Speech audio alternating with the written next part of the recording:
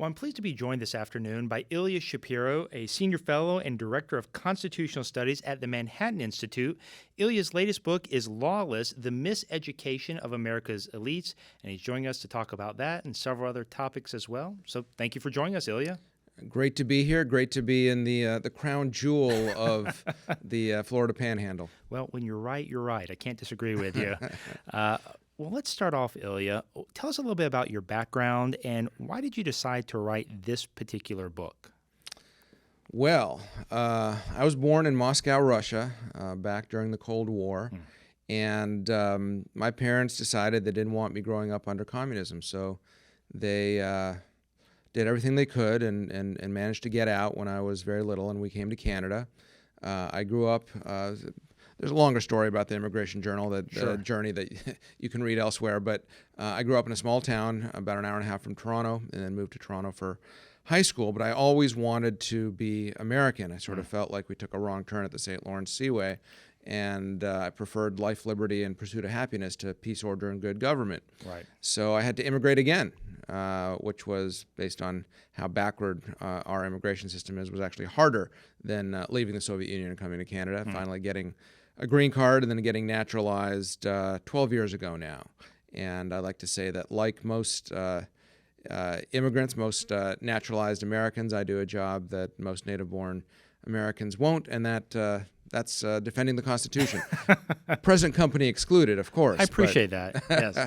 I knew I wanted to go to law school. I was kind of interested in history, interested in institutions from a fairly young age. But I played sports, so I didn't get beat up despite being so nerdy. That's good. And I knew I wanted to go to law school, and I did. I didn't really know what I wanted to do with a law degree. Still don't really know what I want to be when I grow up, if I grow up. But after clerking and working in big law firms for a while, I found a home in the think tank world and policy advocacy and kind of straddling the legal, political, academic, and media worlds. How many briefs have you filed at the Supreme Court, Ilya? It's over 500. It might be over 600 at this point. I haven't counted in a while. But the key word is filed. I've always been fortunate to have very good teams with me. And so my name's been on hundreds and hundreds, but I'm not typically the one looking at the blank screen starting from nothing. And that's part of the privilege that I've had in this sort of odd legal practice, in addition to writing a lot of op-eds and doing public speaking and media and what have you. But it came a point coming up on 5 years ago where I thought, I'd been at the Cato Institute, libertarian think tank, for nearly 15 years, and I thought, well, what other kind of impact can I have? Right. And in talking to various interesting people that I come across in my vocation, Randy Barnett, storied professor at Georgetown Law, who founded their Center for the Constitution, needed a new executive director. And one time we were having dinner and we thought, well, why don't I do that and also teach some classes and do some writing on originalism and what have you. And so I got that job. But a few days before I was to start there was when Justice Breyer announced his retirement. And the subject of my previous book, Supreme Disorder, was the politics of judicial nominations in the Supreme Court. So right in my wheelhouse to be doing media all day, talking about that, the significance, the confirmation battle to come and all that. Late that night, I was on the road. If I had just been at home, this wouldn't have happened. But late at night, I was in my hotel room, kind of doom-scrolling Twitter, not a best practice, and offered up a hot take on the whole situation and criticizing President Biden for sticking to his campaign promise that he would appoint a black woman to the Supreme Court. Now, nothing wrong with appointing a black woman or any particular other kind of person, of course, but I just didn't think it was right to appoint a janitor, let alone a justice, based on race and sex. And I tweeted accordingly, basically a standard critique of affirmative action, not in the best wording, as happens late at night on Twitter, and that set off a big conflagration online, which moved into the real world. And before I was even onboarded, I was suspended by Georgetown, pending an investigation into whether I had violated their policies on discrimination and harassment. Just a bizarre scene. The dean did neither rescinded my contract and took the lumps for being anti-free speech, nor said I disagree with him, but he didn't do anything. So, Right. And this investigation, quote unquote, lasted more than 4 months, at the end of which I was reinstated on the technicality that I was not yet employed when I tweeted, a jurisdictional defect, lawyers would Right. call it. But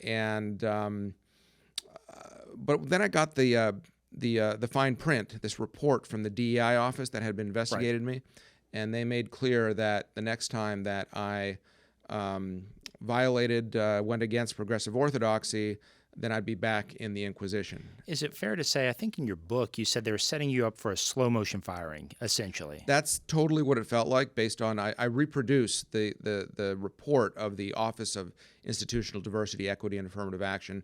The first time that it was published, you could see what one of these star chambers really looks like.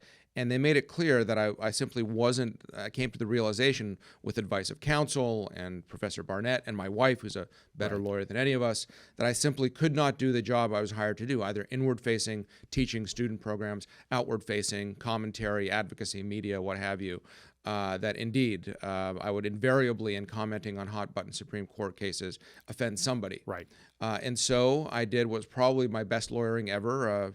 Over the course of a weekend, wrote up it's a high bar. a 4-page resignation letter, which, as one does, I then published in the Wall Street Journal and announced my move to the Manhattan Institute on Fox News, again, as one does. Sure. And away we went. And so now it's been 4.5 years that I've been using this platform I've been given that I didn't ask for, to shine a light on the rot in academia, and to talk about what's gone wrong. And the book came out of that, using my so-called lived experience as a jumping off point for discussing the great failures in higher education, and especially in legal education, with a focus on the failures in ideology. Everybody talks about that, critical theory and all that, but even more importantly, bureaucracy and leadership. And that is the storm that we're still in now. Right. After October 7th, after the hearings of the university presidents in the House Education Committee, and so forth. To this day, the crisis in higher education and the historically low public confidence in our institutions of higher education remains a leading topic of public discourse. Well, I want to pause there and talk a little bit about your experience, particularly dealing with the bureaucracy at Georgetown, because as you describe it in the book, it was a very Kafkaesque experience. It sounds like you referred to it as a star chamber proceeding just a minute ago. And is it fair to say that basic due process rights, basic procedural protections that I think many lawyers would expect to apply in those types of situations were either not provided to you or were seen as offensive by the investigators in that case? In my case, I mean, I was allowed to have my lawyer. He wasn't supposed to say anything during this hearing. It was a Zoom hearing because even though it was 2022, Georgetown was still afflicted with COVID mania, and so we couldn't meet in person. Otherwise, we'd have to be masked and 6 feet apart and everything. So all of the investigation was done through Zooms, which was actually convenient because after a while, my lawyer said, well, you have to keep doing your thing. You have to show that you haven't lost your professional skills. And so I would continue touring the country to debate law professors. And, as long as I wasn't commenting, obviously, on the proceedings of Georgetown, he's like, go talk about the Supreme Court, go do your thing. And so I actually did the investigatory Zoom from a friend's place in San Diego. It was 6 a.m. Pacific time. And, Kafkaesque, but after a while, it was just so farcical. Yeah. So luckily I was not in, East Germany or North Korea or something. I wasn't afraid for my life. And by that point, friends had come out of the woodwork to say, hey, if you are fired or something, you can hang your shingle here while you figure it out. So the first 4 days were, I call it 4 days of hell, followed by 4 months of purgatory. So by the time the investigators were actually asking something of me, I was more bemused than kind of frightened or feeling just completely deprived of things. So they gave me process in the sense of a hearing, but it was the substance that really was the issue in my particular case. I mean, process obviously is when students get railroaded, when lower profile faculty than me get railroaded, that don't have access to national media and things like this. It's a little different circumstance, but I had a lawyer, I was prepared, and I had such a simple story. It was a tweet, right? And it was very short and seemingly clear policies on harassment and discrimination. I mean, they could have assigned it to the most junior faculty member at the law school and said, apply law to facts. It would take, 10 minutes, half an hour max, and come up with a solution. But instead, it was all of these banal questions. I mean, you see the banality of evil is really what this exemplified. These apparatchiks kept asking, what did you mean by the tweet? Do you regret it? Do you understand the harm you caused? Like all of these sorts of things. One of the things you talked about in the book that I thought was very interesting, particularly from a First Amendment perspective, is during the investigation, the investigators seemed to take the position that if someone was offended by your tweet or your statement in some form or fashion, then it was offensive. It was harmful or inappropriate in some form or fashion. Can you talk a little bit about that? Well, look, people get offended all the time. Lawyers in their, I tell law students that when I'm talking about my book or these issues before the book was even published, I'm like, spoiler alert, in your careers, you will face much more difficult and offensive things than speakers who say something that you might not like. For that matter, there are very sensitive, sometimes offensive subjects and arguments that you might hear that you have to kind of understand to be able to zealously represent your client's interests, whether that's in a courtroom, a boardroom, or any number of places where lawyers are supposed to conduct their profession. So, I mean, they defined hostile educational environment indeed by me saying something that students would not feel comfortable. I mean, it's this safetyism that Greg Lukianoff and Jonathan Haidt have written about, for example. The idea that when you're offended or you hear an idea that's new, that makes you uncomfortable, that you've never heard before, well, that in itself is harm. That's very dangerous, particularly in institutions of higher education, where the whole goal, as the first woman president of the University of Chicago said, Hannah Holborn Gray, education isn't intended to make you comfortable. It's intended to make you think. Right, and particularly for law students, I would think it's even more pernicious than in even many other fields like medicine or undergraduate studies. Absolutely, absolutely. This is why I characterize the unfortunate dynamic that we've seen as the illiberal takeover of higher and especially legal education, because the dynamic that I've been describing, my experience, and as I did research about the perniciousness of the bureaucracy, the failures of leadership, this is not just the latest iteration of a decade-long conservative complaint about liberal faculty bias, which is surely there, or debates between left and right about constitutional interpretation or what legal policy should be or something like this. This is a fundamental rejection of the basic tenets of our legal system, of our republic. Due process, free speech, in the university context, academic freedom, equal application of the law, because these are parts of white supremacy or parts of illegitimate structures and systems. Because critical theory, of which critical race theory, queer theory, there's other kind of subparts, but critical legal studies, the idea is our institutions, our laws, our structures, our whole culture has power imbalances built in along racial lines, along class lines, along a whole host of different kinds of lines. And so the solution isn't to have better laws or reforms to structures, but to completely burn it down, deconstruct it, and rebuild it according to a new privilege hierarchy or intersectional matrix. Well, let's pause and talk about a couple of manifestations of this new lens in higher education. You talked about in the book, obviously, your experience at the then named UC Hastings Law School. You talked a little bit about Judge Kyle Duncan's experience at Stanford when he was trying to talk to students. Since the book came out, we've had Jimmy Percival, the general counsel at the Department of Homeland Security, have a similar unfortunate... At UCLA? Maybe it's just a California problem. Maybe. You won't find that here at University of West Florida or in Florida in general. But tell us a little bit about those experiences and what you think we should take away from really, I think, the administration's lackluster responses in each of those instances. So first of all, these examples of high-profile speaker shoutdowns or event shutdowns Right. are the tip of the iceberg of this. And let's be clear, in Judge Duncan's case in particular, you had protesters interrupting his speech, hurling horrific things at him, saying they hoped his daughters would be raped, saying terrible, wishing harm on him and his family. So these were not simply protesting the content of his speech. These were disruptive activities wishing harm on him and his family. And that was at Stanford Law School. Right. One of the most, if not the most prestigious law school in the country. Right. That graduates, the leaders of our, let alone the gatekeepers. All lawyers are the gatekeepers of our legal political institutions, but Stanford law grads are, supposed to be the cream of the cream. Right. And they're supposed to be, demonstrating their character and fitness to be legal professionals before the bar.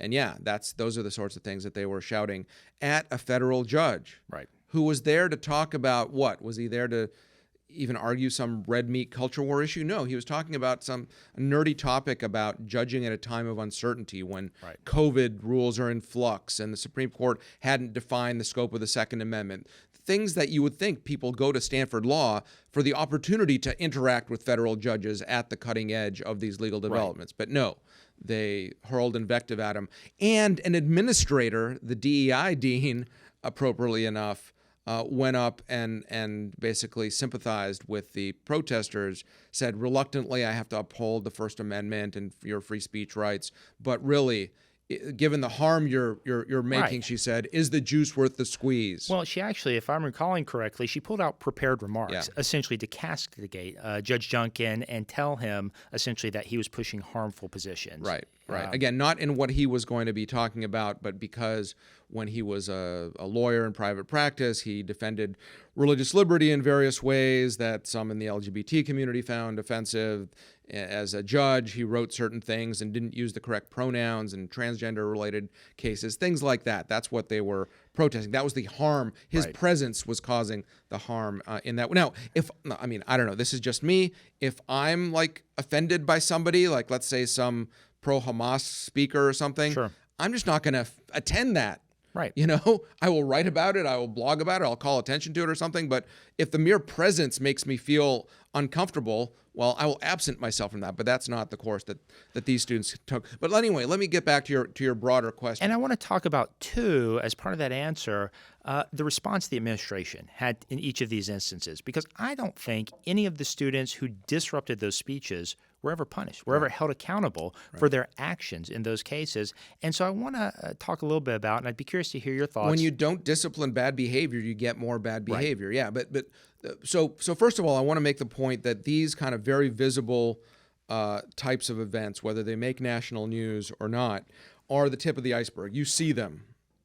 They're documented, but they're manifestations or eruptions about this fundamental intellectual corruption and moral decay that is how I otherwise describe this illiberal takeover. Because law students at these schools were not taught that the way that you deal with a speaker whose ideas you don't like or past work you don't like is to ask tough questions or hold a non-disruptive protest or write a letter to the editor or blog or use social media or whatever. There's lots of ways that you can do things that wouldn't have been a heckler's veto or this denial of the just inappropriate behavior, especially at an institution of higher education. And that's a problem. Even though these schools had on paper or pixels very good policies, they didn't. This wasn't a difficult, novel problem of public policy that needed new solutions theorized or something. It was right there. The difference between disruption and protest, what's protected, what's not, how to treat speakers, what happens when a student organization duly reserves a room for a speaker. So is this just a lack of courage by the deans and administrators? Absolutely. So you have the growth in bureaucracy, which in the last 10, 15 years has been largely in the DEI space, which is antithetical to the core missions of these institutions. But then that's buttressed by the failures of leadership. Because the deans, the presidents, the provosts, they are not generally, they almost never are themselves woke radicals or social justice warriors. What they are is spineless cowards, unwilling to enforce their own rules to police the inmates that have taken over their institutions. Are they just afraid the woke mob will come for them next? Absolutely, absolutely. And they're amoral. They're amoral. They want to give grease to the squeaky wheel because they've made a career and they've risen to this high level in academic bureaucracy by navigating the incentive structure with which they're faced. And that incentive structure has always said, when you have these radicals protesting, placate them because the other side's not going to do anything. Right.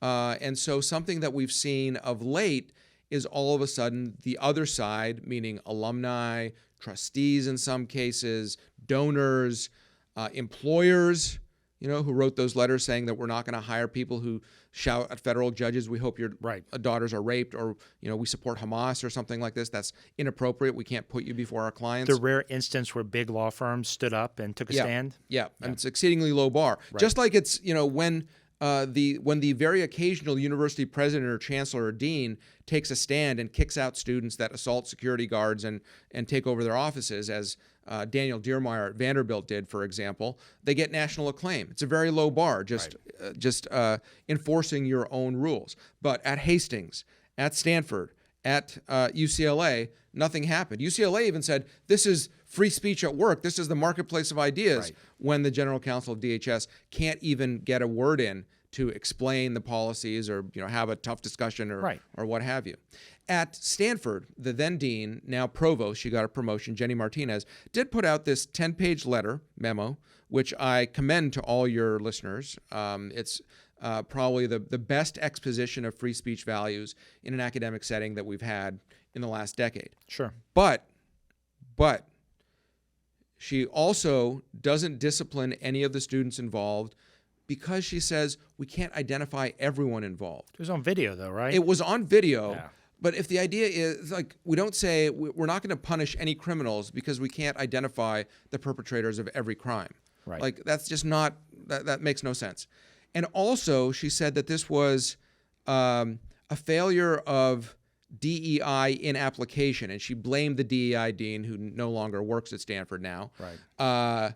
And she said that true DEI, works hand in glove with free speech and all of this kind of thing. True DEI has never been tried, or something like this, which is just not true.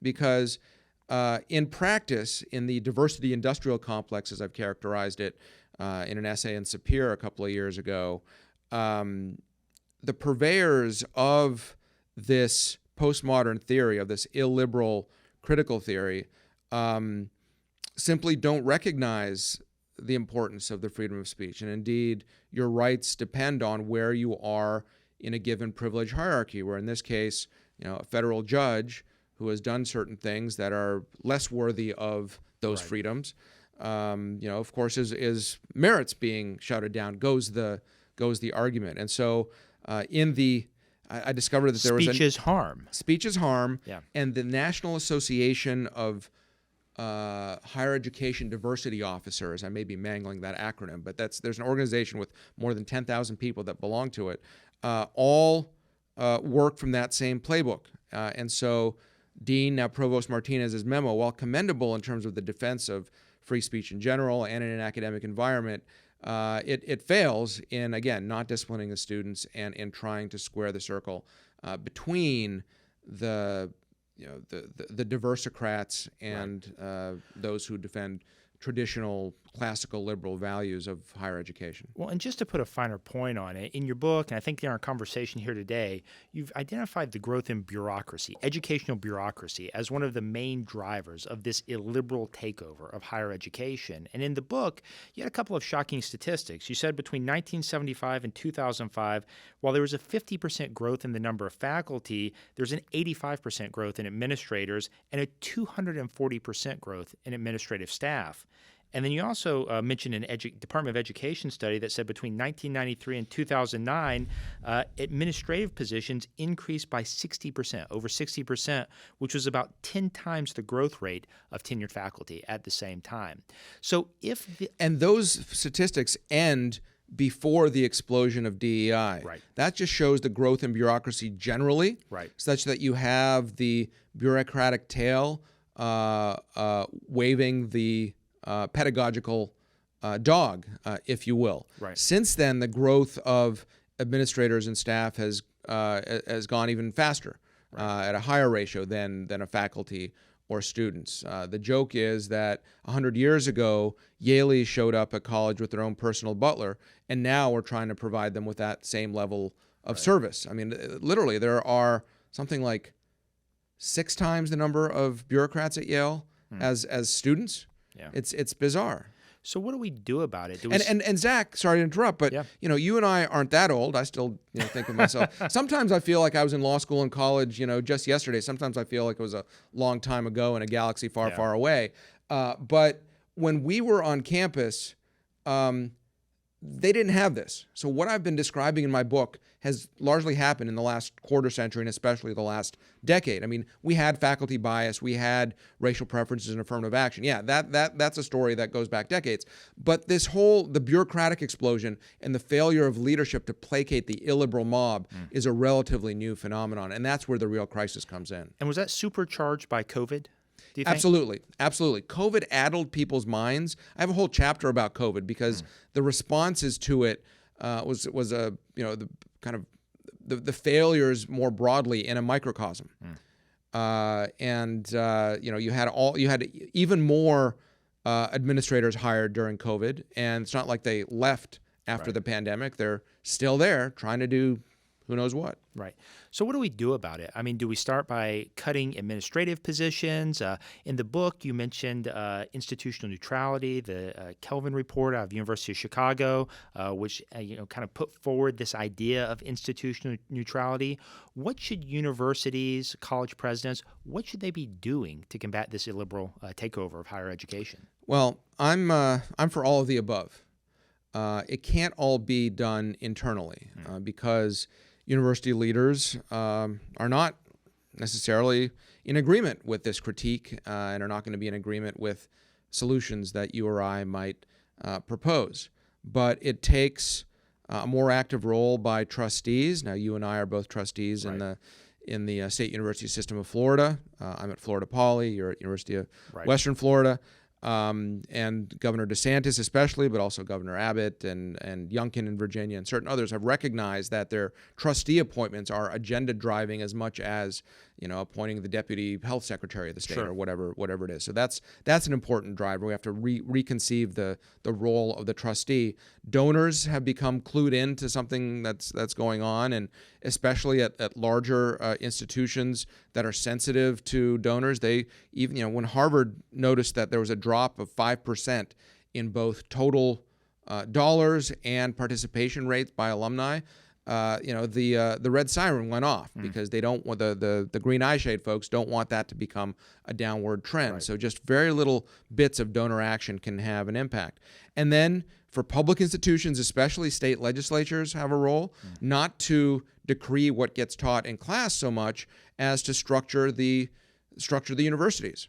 Getting rid of the DEI office, for example, changing the nature of the admissions office, deciding. You have many public universities in the state. Do you need to have a women's studies department at every single one? Just like you probably don't have mechanical engineering at every one. So you have to figure out where it's most effective to have different kinds of education.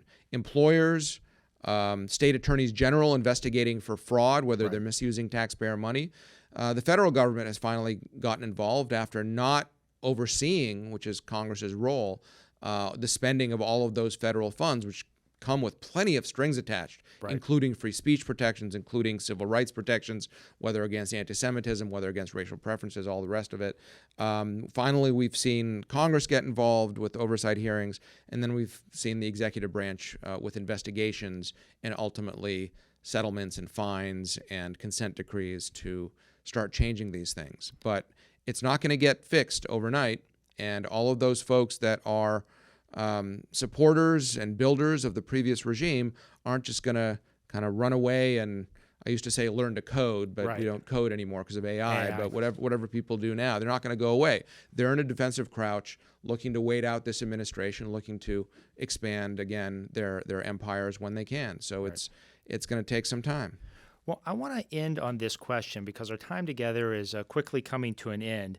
Your book came out in January of 2025, right as the Trump administration was coming back into office. Obviously, the Department of Education at the federal level is winding down, but it's rescinded a lot of the Biden era policies. You've seen the Justice Department, particularly the Civil Rights Division, moving to aggressively enforce civil rights laws in the higher education space. Harmeet Dillon, who oversees the Civil Rights Division at DOJ, has said that she will move to enforce the colorblind constitution concept that the Supreme Court articulated in Students for Fair Admissions.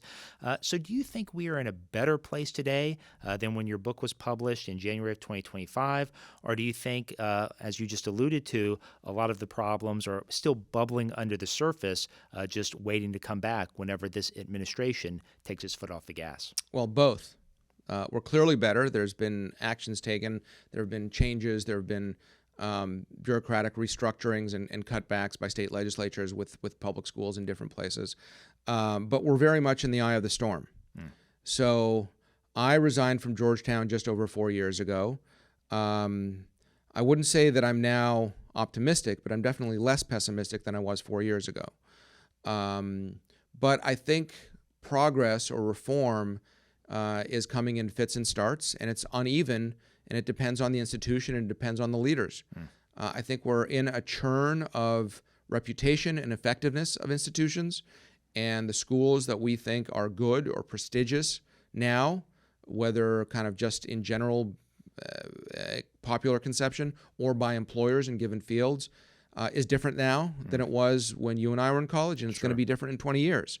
So University of Florida has done a lot of good things. It's unfortunate that Ben Sass had to leave, and now he's fighting other health battles. I'm disappointed by the new incoming president at UF based on his record.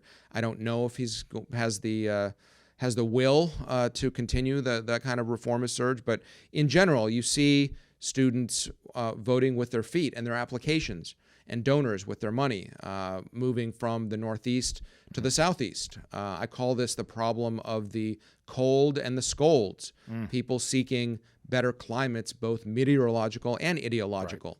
Now, savvy educational leaders are going to see the dynamic and fix things. For example, Elena Kagan, now Justice Kagan, of course, when she was dean of Harvard Law School, fixed the student life there, fixed some of the ideological imbalance, kind of raided my law school alma mater, University of Chicago, for people, and really improved that institution because she knew what it was to be a good university leader.